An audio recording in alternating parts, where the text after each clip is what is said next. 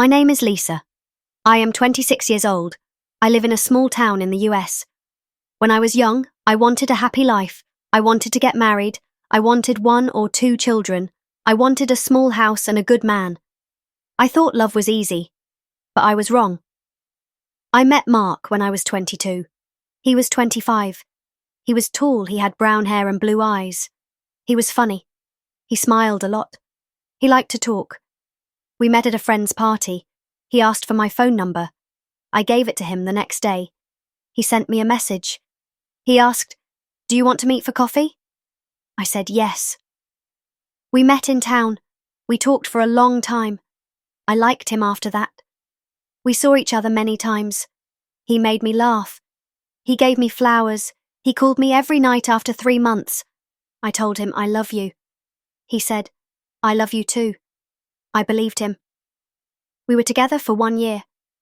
I worked at a grocery store. Mark worked at a car repair shop. We didn't have much money, but I was happy. Then something changed. One day, I felt sick in the morning. I thought I had a cold, but the next day I felt sick again. My best friend Sarah said, "Maybe you are pregnant." I said, "No, I don't think so." But I was not sure. I bought a test. I waited. The test showed I was pregnant. I was shaking. I looked at it. I was pregnant that night. I went to Mark's apartment. I looked at him and said, "I have news." He looked at me and asked, "What is it?"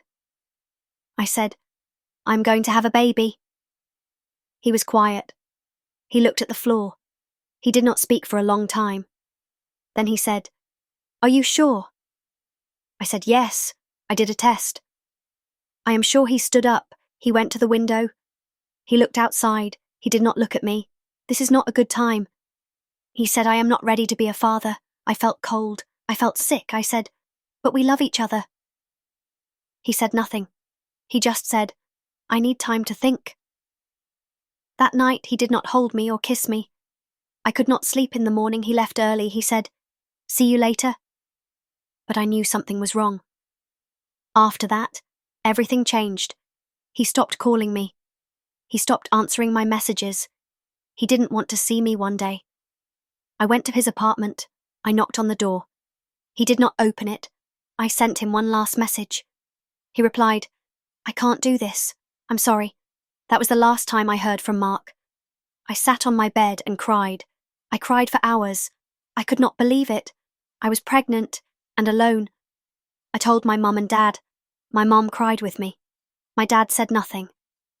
Then he said, "We are here for you, Lisa." I moved back to my parents' house. I felt like a child, but I was not. I was going to be a mother every day. I felt more tired. My belly grew bigger. I went to the doctor. I saw my baby on the screen. I heard her heartbeat. I smiled and cried at the same time. I worked at the grocery store until the baby was born. I bought small clothes in a crib. I wanted to be ready one night. I had strong pain. My mum took me to the hospital. The nurse said, "You were going to have the baby tonight." I was scared. The pain was very strong. I held my mum's hand after many hours. I heard a small cry. The nurse said, "It's a girl."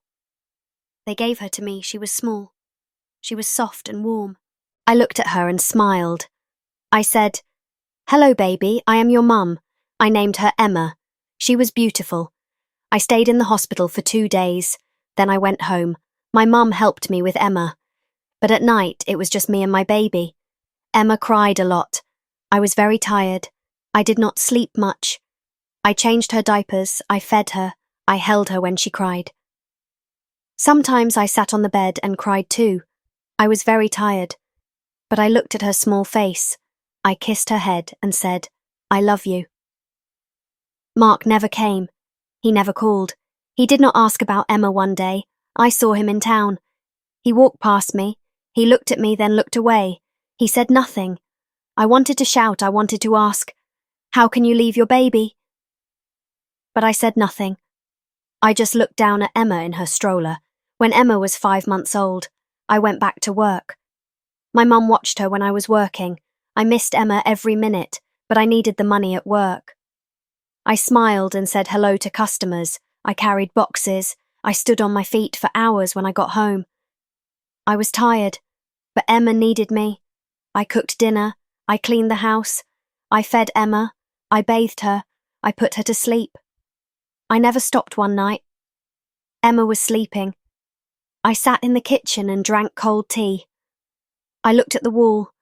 I felt tired but strong. I told myself, "You are tired, Lisa, but you are doing okay." I smiled because I was now a mother. Emma grew fast. She smiled more each day when she was 6 months old. She sat by herself. She played with her toys. I watched her and smiled. Sometimes I cried too. I was proud of her. I was also tired. Every day was busy. I worked, cleaned and cared for Emma, but she gave me strength. I did not have many friends. My old friends did not visit much. They had busy lives. They went out at night. They posted happy pictures online. I stayed at home. I watched cartoons with Emma.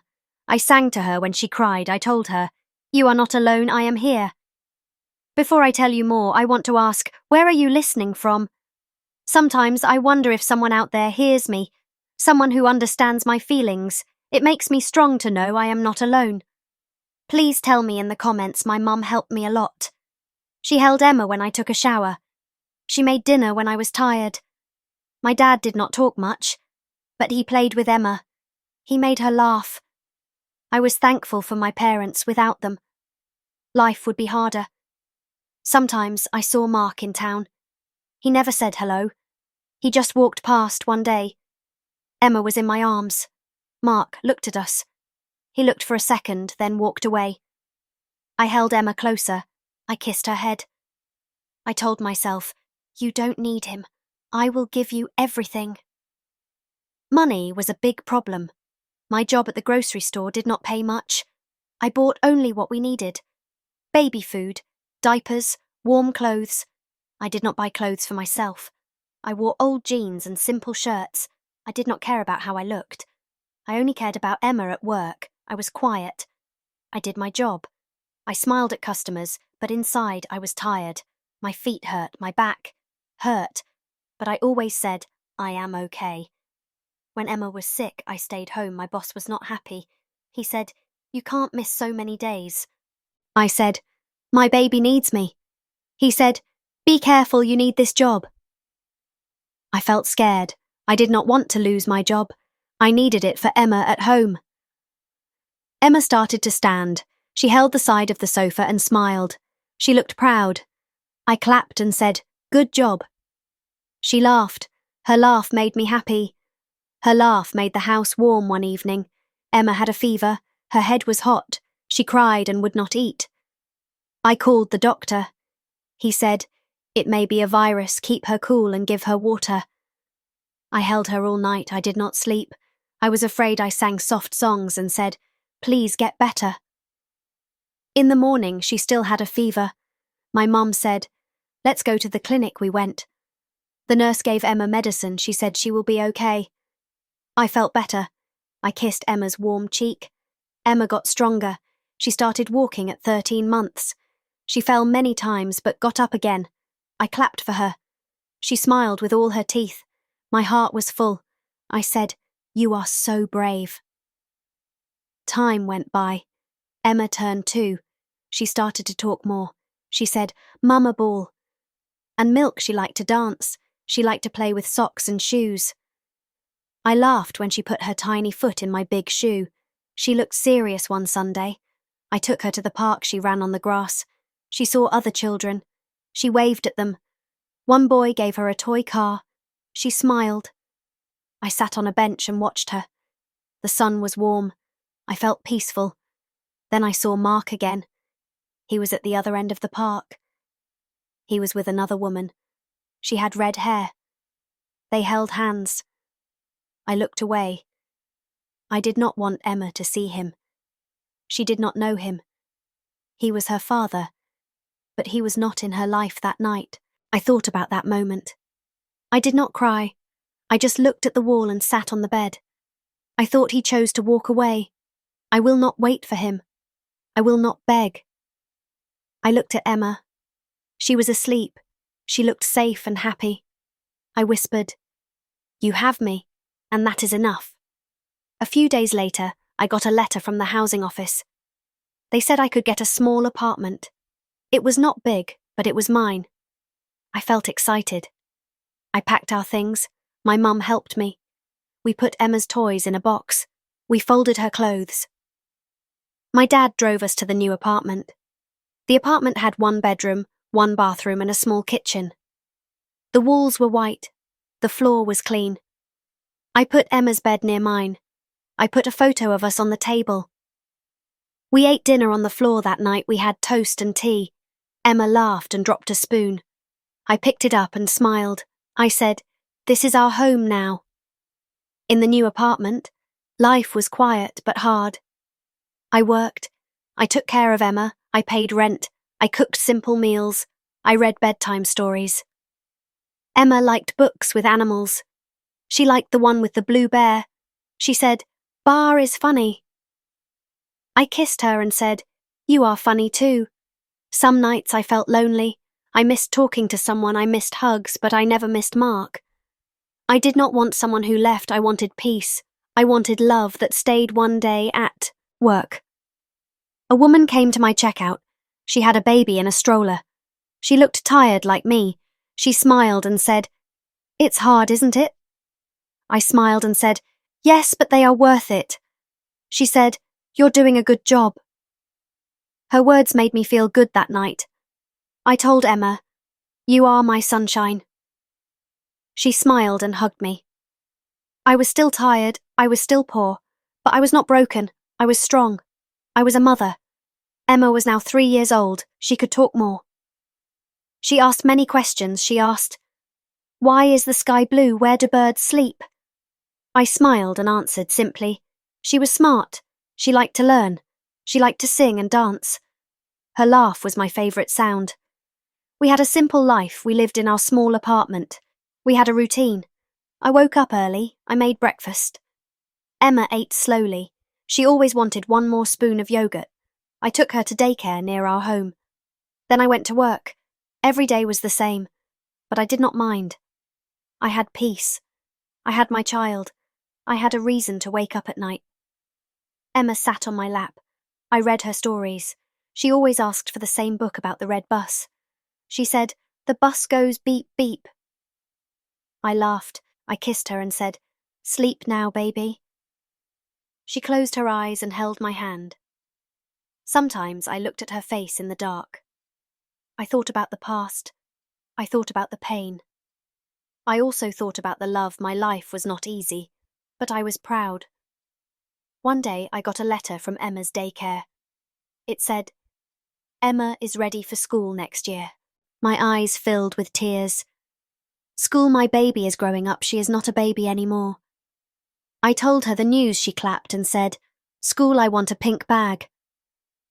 I smiled. "You will get a pink bag and new shoes." I said, "That weekend we went shopping.